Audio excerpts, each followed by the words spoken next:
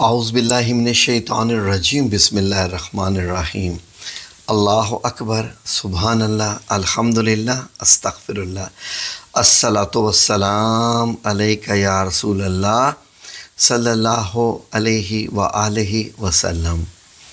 ناظرین، میں آج آپ لوگوں کے ساتھ ایک خاص کہانی شیئر کرنے لگا ہوں اپنی زندگی کی کہ جب مجھے جوڑوں کا درد ہوا اور انتہائی شدید درد ہوا کہ میں آپ کو بتا نہیں سکتا، اور کس طریقے سے ڈاکٹروں سے میں نے علاج کرایا اور آخرکار علاج ہوا کیسے۔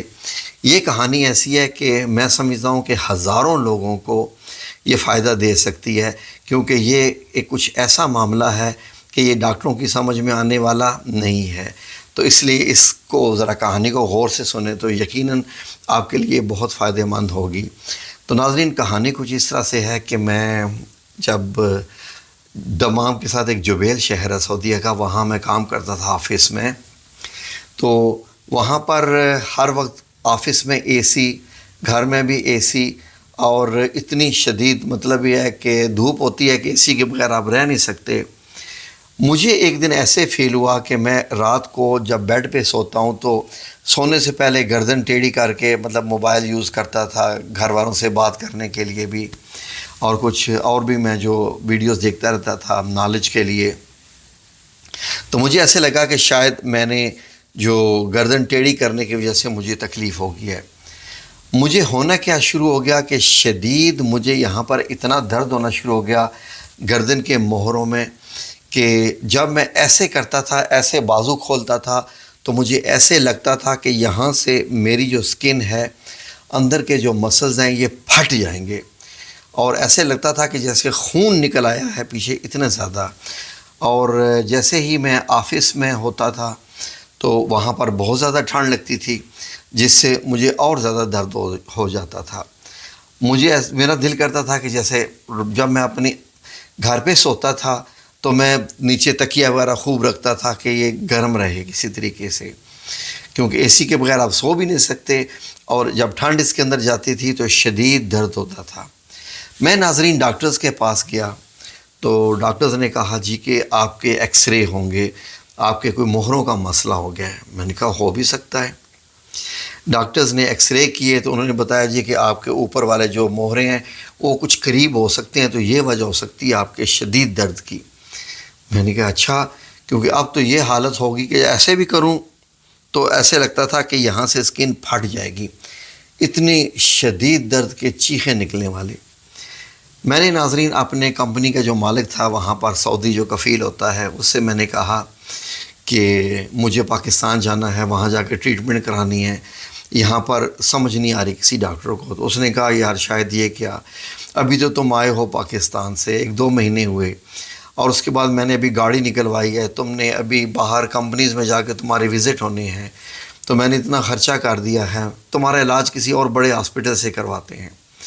مجھے ایک اور ہاسپٹل میں لے گیا، بڑا ہاسپٹل تھا کافی، تو انہوں نے کہا جی کہ ہم بھی ایکس رے کریں گے، ہم بھی چیک کریں گے، تو تب ہم کچھ بتا سکیں گے کہ اس کا مسئلہ کیا ہے۔ انہوں نے ایکس رے کیا تو انہوں نے کہا جی کچھ موہروں کا مسئلہ بھی ہے، اس کی MRI ہوگی، یہ بہت اس کا جو ہے وہ پیچیدہ مسئلہ ہے، جو اس کو یہ یہاں پر اتنی زیادہ شدید پین ہو رہی ہے، اور پین اتنی زیادہ ہے کہ ایسے کرنا مشکل، ایسے کرنا مشکل، ایسے کرنا مشکل۔ بس میں ایسے اکڑا ہوا رہتا تھا ہر وقت، جیسے یہ اکڑ کے ہے نا ایسے میں رہتا تھا، اور انتہائی پریشانی کا عالم۔ انہوں نے مجھے تقریباً 2 کلو کے قریب میڈیسنز دے دی کہ یہ آپ نے کھانی ہے۔ میں نے کہا اچھا یہ میڈیسن ہی کھانی ہے یا کھانا بھی کھانا ہے؟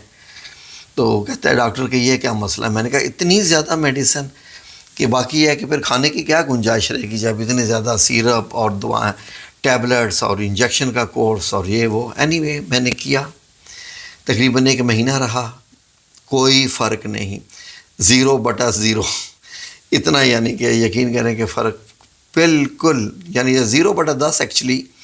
تو بڑی پریشانی ہو گئی۔ پھر میں نے کفیل سے کہا کہ میں نے کہا ہے کہ یہاں کے ڈاکٹر گدھے ہوتے ہیں، یہ سب نالائق ہوتے ہیں ڈاکٹر۔ کہتا ہے کہ کیا تم سعودیوں کو گدھے کہہ رہے ہو؟ میں نے کہا گدھے مطلب سعودی تھوڑی ڈاکٹر ہیں، ان میں پاکستانی بھی ہیں، انڈین بھی ہیں، سارے ہیں۔ تو سب نے چیک کیا ہے۔ میں نے اس سے کہا کہ میری یہ صورتحال بڑی خراب ہے۔ اتنے میں جو گاڑی اس نے نکلوائی تھی وہ آ گئی، تو اب تقریباً 4 مہینے ہو چکے تھے اور میرے درد میں بالکل آرام نہیں تھا، رات کو سونا بھی مشکل، حتیٰ کہ رات کو جب میں سانس بھی لے رہا ہوتا تھا، یہ جب سوتے ہوئے آپ کو معلوم ہے کہ بندہ پاسا بھی پڑتا ہے، تو یقین کریں کہ میں کندھوں کو پکڑ کے ایسے اپنے اس گوشت کو پکڑ کے یہاں سے پکڑ کے ایسے موو کرتا تھا کہ شاید یہ میری رات کو سونے کی پوزیشن ہوتی تھی۔ تو کندھوں میں درد، ادھر جوڑوں میں بھی درد، ادھر بھی درد، تو مجھے تو ایسے لگتا تھا کہ جیسے لاغر ہو گیا ہوں۔ کبھی ایک دل کہ کسی نے کالا جادو تو نہیں کروا دیا؟ پھر میں نے کہا نہیں، کالا جادو میں تو کون سے جو ہے وہ آیات پڑھتا رہتا ہوں، صورتیں پڑھتا رہتا ہوں، تو اس لیے کالا جادو نہیں ہو سکتا۔ جب اللہ رب العزت نے موضتین نازل فرما دیا قرآن پاک میں، آیت الکرسی موجود ہے، تو اس کے بعد کالے جادو کا تو کانسیپٹ ہی ختم ہو گیا، اگر آپ کا یقین ہو۔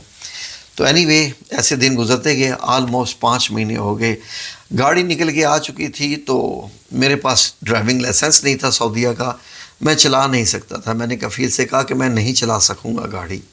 کہتے ہیں یہ کام تو چلے گا نا، دیکھو اب مطلب ہے کہ تمہیں 4-5 ماہ ہو گئے ہیں، تم بے شک شدید تکلیف میں ہو، لیکن میں تمہیں دیکھ لو سیلری بھی دے رہا ہوں، تمہارے ساتھ اتنے اچھے میرے تعلقات ہیں، تو اب گاڑی تو چلاؤ گے، کام تو چلنا ہی ہے۔ میں نے کہا ٹھیک ہے جی۔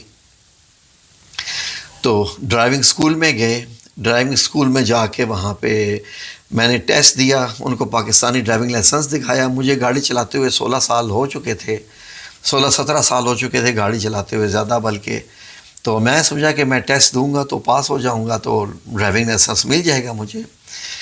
تو میں وہاں پر ڈرائیونگ اسکول میں گیا ٹیسٹ دینے کے لیے۔ جب میں ٹیسٹ دینے کے لیے گیا تو ظاہر ہے کہ وہاں پر ریورس پارکنگ لگواتے ہیں جب وہ ٹیسٹ پاس کروانے کے لیے، ایک انہوں نے مخصوص لائنیں لگائی ہوتی ہیں، ان میں گاڑی کھڑی کرنی ہوتی ہے۔ تو ناظرین جب میں نے وہاں پر گاڑی کرنے کی کوشش کی، گاڑی تو مجھ سے صحیح دیکھا نہ گیا، ایسے موڑنے تو میں نہیں پار کر سکا، اور اللہ رب العزت کا بے انتہا احسان ہو گیا کہ میں ڈرائیونگ ٹیسٹ میں فیل ہو گیا۔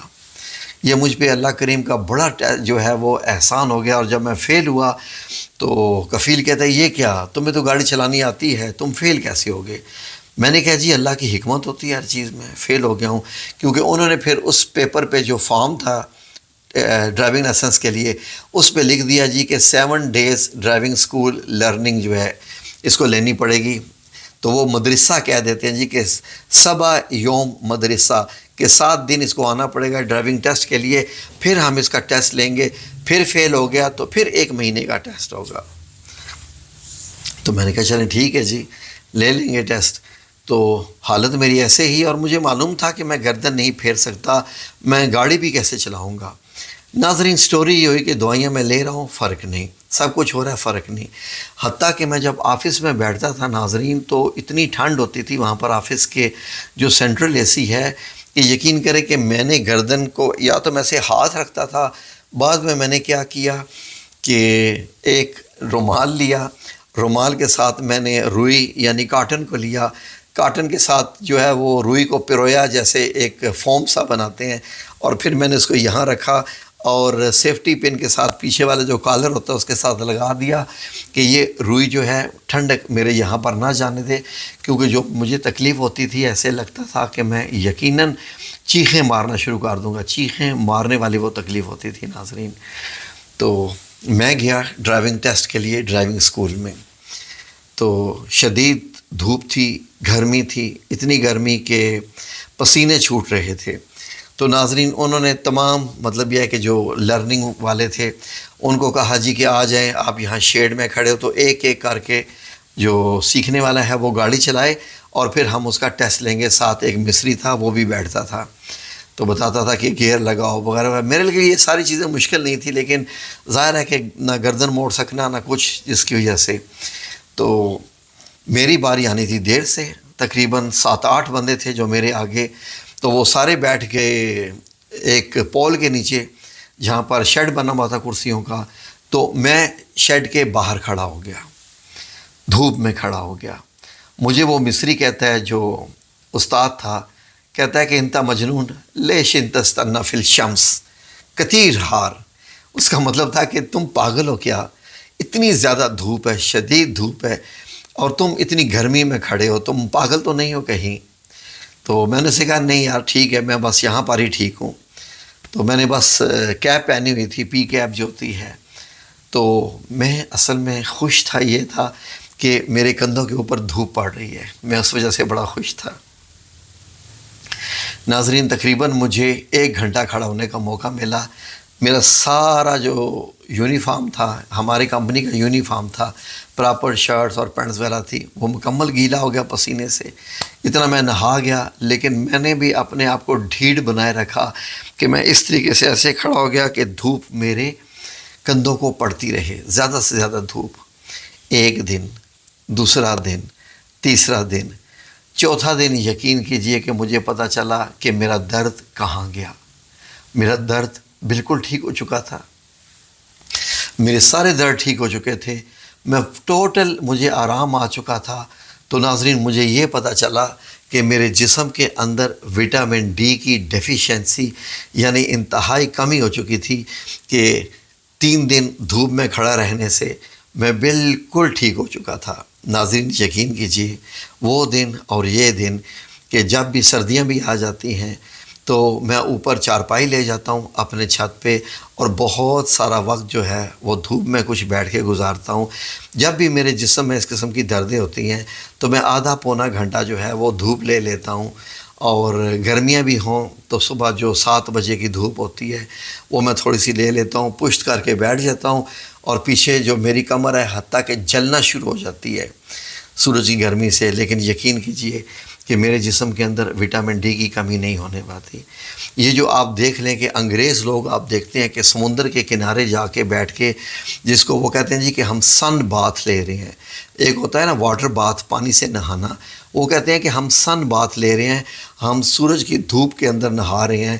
تو وہ تھوڑے تھوڑے لباس پہن کے بیٹھ جاتے ہیں، کریمیں بھی لگا لیتے ہیں تاکہ سورج کی جو ہے وہ دھوپ زیادہ سے زیادہ ان کے جسم میں داخل ہو، ورنہ یقین کیجئے کہ انسان کا جسم جڑ جاتا ہے۔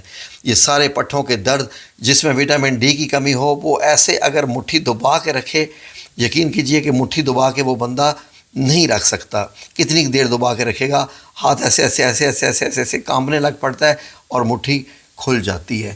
اور پھر اس کے بعد جی صبح اٹھے تو یہاں درد ہے، مجھے یہاں درد ہے، یہ درد ہے، یہاں درد ہے، پورے جسم میں اس کو پٹھوں کے شدید درد شروع ہو جاتے ہیں، اور پھر جناب ڈاکٹروں کی چاندی ہو جاتی ہے ہاسپٹل والوں کی کہ الحمدللہ ایک ایسا بندہ مل گیا ہے کہ یہ لانگ ٹرم ہمارا مریض ہے۔ تو وہ جناب اس کا اگر وہ سمجھ بھی جائیں، مجھے نہیں پتہ ہوتا کہ وہ جان کے ایسا کرتے ہیں یا کیا وجہ ہوتی ہے، لیکن یقین کیجئے کہ روزانہ آپ گاؤں کے لوگ دیکھ لیجئے کہ دھوپ میں وہ بیٹھتے ہیں، چارپائیاں رکھ کے، چند دوست مل کے بیٹھ جاتے ہیں، خواتین دھوپ میں مل کے بیٹھ جاتی ہیں، اور وہ ویسے بھی دھوپ میں چلتے پھرتے رہتے ہیں، ان کو تو نہیں درد ہوتے۔ 70 سال کی خاتون بھی کھیتوں میں کام کر رہی ہے، 80 سال کا مرد کھیتوں میں کام کر رہا ہے، ان کے جوڑوں میں درد نہیں ہوتے۔ آج کل کے 25 سال کے 20 سال کا لڑکا ہے، جوڑوں کا درد ہو رہا ہے۔ یقین کیجئے کہ یہ وجہ ہوتی ہے کہ ہم لوگ دھوپ میں کھڑے نہیں ہوتے، جس کی وجہ سے وٹامن ڈی کی ڈیفیشنسی ہمارے جسم میں ہو جاتی ہے۔ تو دھوپ لینا یقین کیجئے کہ نعمت ہے، صحت ہے۔